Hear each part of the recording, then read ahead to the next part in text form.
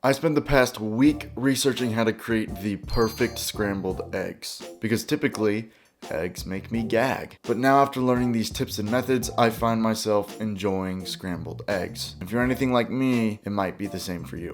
So let's give it a shot. I'm not a chef by any means, but here's what I've learned in exactly 5 minutes. Before we start cooking, you need to understand that scrambled eggs is one of the dishes that has changed drastically depending on how you cook them. You can cook them in a pan, you can cook them in a pot, and even in a glass bowl over boiling water if you're that into it. They can be cooked over high heat or over low heat, but for scrambled eggs, low heat is almost always better. The most important thing is that they don't end up looking and tasting like these hotel breakfast scrambled eggs. But I don't know about you guys, but I don't have time to scramble my eggs over a glass of boiling water in the morning. So I'm throwing that method out the freaking window. And here's how we make perfect scrambled eggs considering time and convenience as well as good taste. I'm going to show you 2 ways. An easy way, which will require less dishes and ingredients and be faster, then a harder way with more dishes and more ingredients and takes more time. First, the easier way. You'll need a pan,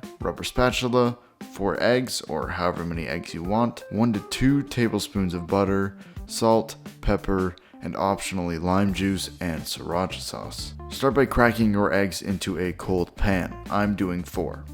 Turn the heat to low. If you're really in a hurry, you can turn the heat up, but if the heat is too high, water will be squeezed out of the eggs, making them dry, giving them that hotel breakfast looking and tasting eggs, which we do not want. Then start scrambling your eggs. Now add the butter. The more butter you add to your eggs, the richer and firmer the curds will be, if that's what you like. Now keep stirring quickly until all your butter is melted.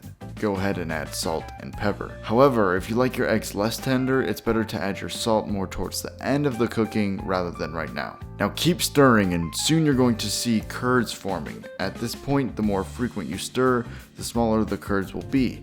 So if you like bigger curds, stir less frequently. If you feel your eggs are cooking too fast, you can take them on and off the burner like this. Now just keep doing this until your eggs are cooked to your liking. I like mine less cooked with smaller curds.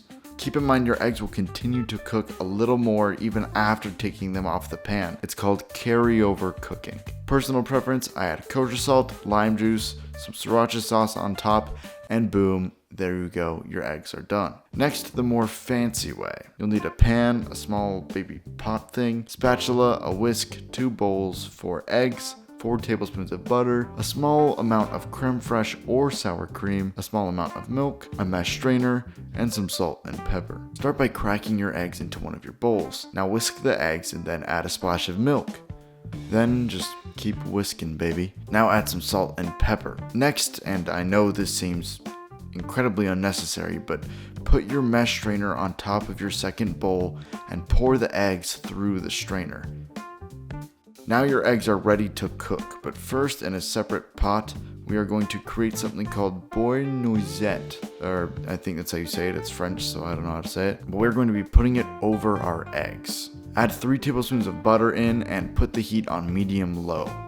Ideally use unsalted butter. I used salted and it got way too foamy. If you use unsalted, it won't happen. All we are doing is turning this butter brown, so you need to watch this like a mother bird because it can turn to burnt very quickly. If you are skilled enough, you can cook the eggs and make beurre noisette at the same time, but be vigilant. Once your butter turns brown and smells nutty, strain it into a baby bowl for later. Now put your burner on low heat and add the remaining tablespoon of butter to the pan. Once it melts, add in your strained eggs. Now use the same process as earlier. This time I'm going to stir less frequently so that I get bigger curds, as you can see. Once your eggs are cooked to your desire, this time you are going to add some creme fraiche or sour cream. This cools down the eggs and prevents the carryover cooking we talked about earlier. Now plate your eggs, spoon your beurre noisette onto the eggs, optionally with some parsley and lime juice.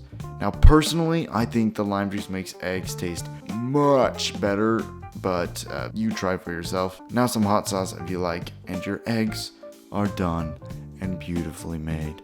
I pulled methods from chefs like Thomas Keller and Gordon Ramsay, but those are just the 2 methods I enjoy the most. So now you know how to make amazing scrambled eggs, but do you understand Einstein's theory of general relativity?